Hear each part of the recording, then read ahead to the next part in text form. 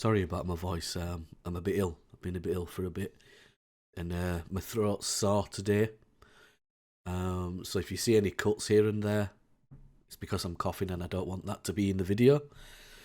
Anyways, I'm not here to try and take anybody's hope away. I'm just here to explore theories, talk about theories, possibilities. Nothing I say in this video is fact, and I don't want people to take it as that. That's not how I mean it. It's just my thoughts and theories and exploring thoughts and theories. And in this video, I just want to talk about a possible theory, right? So the theory is that he's walked away from his house, right? And I kind of subscribe to that theory, kind of partly. So like I think he's walked away from his house, and this is where I agree with Michelle. Michelle After Dark, or she's also known as Michelle Walks, depending what channel you watch her on. I think he's walked out of his house by himself, but once he's out of his house, somebody has taken him. Now, I believe that at first they might have presented themselves as a friend, somebody concerned for him, to him, right? And then they've got him, drove away, and they've not really been a friend, you know. I don't want to say it, but we all know what I mean. But there's something I spoke about this the other day. So what I thought about, I've been thinking about theories and possibilities and all kind of things in my head. And there's something I wanted to talk about. So like, I think I mentioned it in a video a couple of days ago that maybe he's left his house, just like I said, just like we think, just like me and Michelle think. Just want to put out there, I don't know Michelle personally. We've never had any correspondence. I just watch her and I agree with what she says. I think he's left his house. Somebody's presented as a friend to help him, maybe, and that person's taken him, but it has come to light that person isn't really a friend, right? That's what I think. But what if he left his house, went with somebody,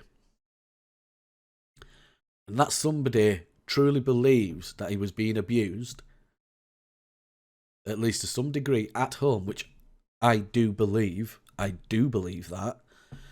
And what if this person is like, there's no way you're going back to that house, you're staying with me? And what if this person is hiding him and keeping him safe? And, you know, what if this person is genuinely trying to help Sebastian? You're coming with me, you're not going back there. Can't trust you with anybody else. I want to help you, I want to keep you safe. I thought about that. And let's be honest, it's a long shot, but it is a possibility, right? Somebody could be genuinely helping him and keeping him safe. And that's what I thought about. That's what we're like, well, maybe that's a possibility. I was thinking to myself, and I thought, yeah, maybe that's a possibility. Could be. It could be. But then I sat back and thought about it more.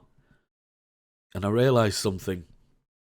I realised because of the, not just in mainstream media, but on social media, on YouTube mostly, because of the attention that Sebastian is getting, because of the heat around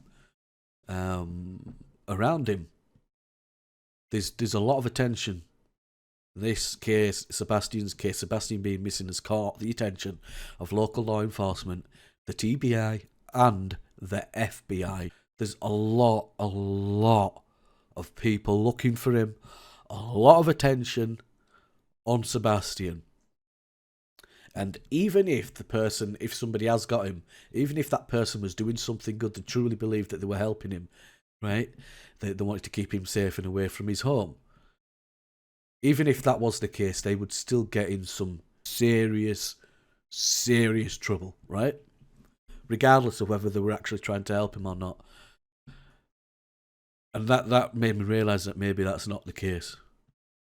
Maybe if somebody has got him, maybe they're not trying to do the right thing. Because I have to like if somebody was genuinely trying to do the right thing and keep him safe away from where he was living and being abused, and then that person also saw all the heat and attention around Sebastian and his case in mainstream media, on social media, primarily YouTube, and all the attention and all the people from local law enforcement to volunteer groups, all this attention that he's getting, I would have to assume that that person that thought they were doing the right thing, a good person that genuinely was trying to help him, would go, well, I've got to go tell somebody. I've got to go tell somebody he's safe, he's alright, he's okay. I've got to go contact the police, the TBI, the FBI. I've got to tell somebody that he's with me, he's okay, and then pass him off to authorities, right? And maybe just like they were planned, he could move in with his dad, and everything were going to be all right. A person that was genuinely trying to do the right thing would see everything on the news, online, and go, I need to do the right thing here. I need to tell somebody that I have Sebastian, he's with me, and I need to tell everybody that he's okay. But nobody's done that. Nobody's done that. Which also now leads me to believe that that theory, that possibility that I had in my head going around in my noggin, isn't a possibility. I don't think like that no more. However, I do still believe that at some point somebody has taken him. I don't believe that the person that had him, and I do say had, and I know what I meant there, and hopefully you know what I meant there, so I don't have to go into it. I believe that somebody took him. Excuse me. I believe he left his house, but he was lured out somehow, for some reason, and the person that he went with was not a friend, was not a nice person. Maybe at first they presented themselves as a nice person, but they weren't, and something has now happened to Sebastian. Because if anybody else had him and he was still alive, and they didn't have good intentions in mind, because of all the attention around Sebastian right now, mainstream media, social media, and the authorities, they would get rid of him, you know. But if somebody had him and they did have good intentions, and they were just trying to help him, they would see all that again, right? And then they would feel the need to go to the authorities, tell them his story, tell them, I have him, he's okay, come and get him. Take him to his dad, so he's okay and he's safe and he's with somebody he knows and loves, right? And also knows and loves him. But nobody's done that either. So I don't think this is going to come to... I do think there'll be a resolution in this case for Sebastian. I do believe at some point he will be found. I just don't believe it's going to come to a head the way that we hoped it would do. I don't think this is going to be a good ending. In line with the facts that are coming out and what we know to be true about Sebastian's disappearance, I keep formulating theories in my head. I'm always thinking about this kid. I'm always thinking about him. I'm thinking about Seth as well. I do think about Chris and Katie. I do believe she's upset. I do believe she wants him to be found safe. I just don't believe she cares as much as Seth. And I think the stuff that they've been hiding is how they've treated Sebastian at home, because I do believe that he was abused. I think it's them. I think it's that they've been trying to hide, and that's why some of the stuff that they've come out with has been lies, and some of the story that they've told has changed over time, and I think that's what they're trying to hide. That's what they're scared about people finding out, is the abuse in the home. I think that's what they're scared of, people finding out, and that's why they're constantly on the defensive. I keep formulating theories in my head. A lot of them I don't talk about. I just think in my head. I sit here, listen to music, watch YouTube videos.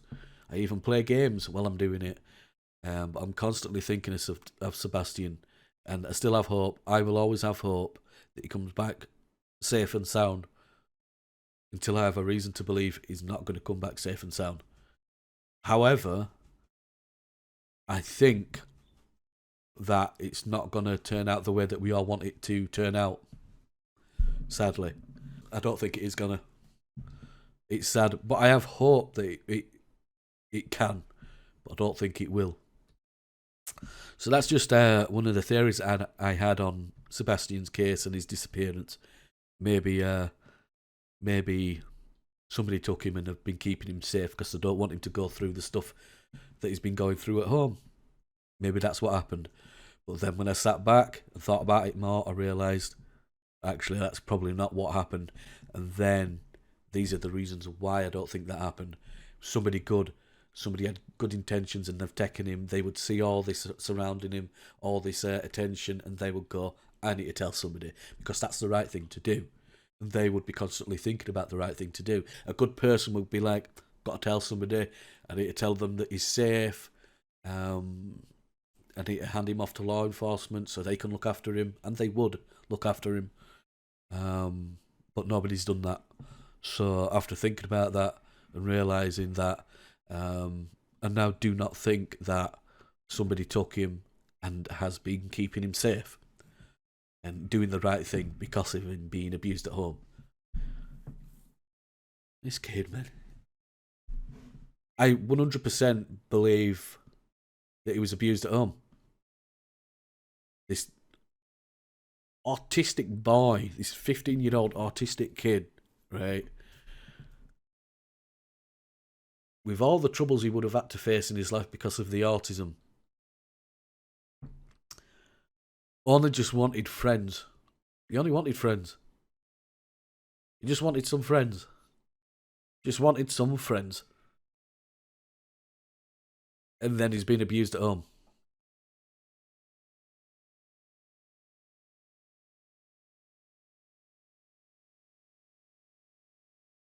This kid had no chance. He had no chance. I'm invested in Sebastian and his case and his disappearance, because if you didn't know, I myself I am on the spectrum as well, and I see myself in him. When I look at Sebastian and his life, his interests, I'm a huge gamer. I'm a huge gamer, man. Like, I've got my Xbox on here. I've got a game on my PC. I do it all, and I have done for a lot of years. I see a lot, not just because of the game, and I see a lot of myself in Sebastian. When not just his interests, but his life in general. I see a lot, and that's why I'm so invested in him. Finding out what's happened to him, keeping up to date with his case. That's why I'm invested.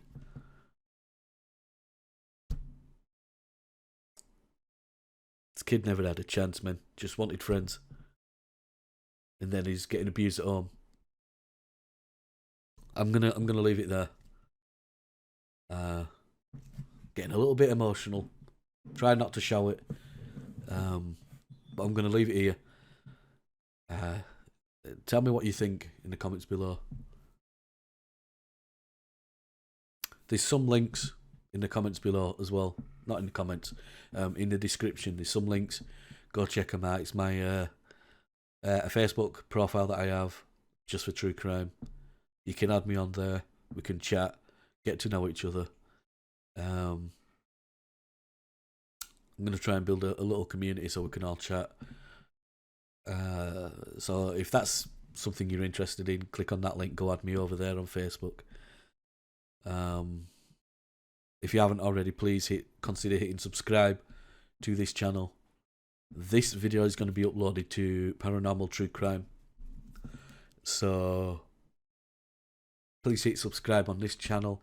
And if you are interested in true crime but not the paranormal, click on the Hunting the Truth link in the description below and go over there. That's another one of my channels where I do videos exactly like this.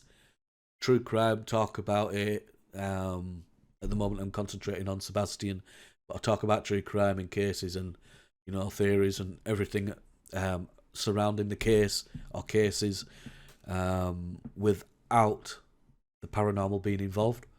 So if that's your thing, hit the link below, Hunting the Truth, and go over and subscribe. And I wanted to upload this video to this channel so you can get a glimpse of what it's like over on Hunting the Truth. So if you want to see more like this without the paranormal, for whatever reason, hit the link below, Hunting the Truth, True Crime, hit subscribe, and I'll see you all again next time. Bye bye.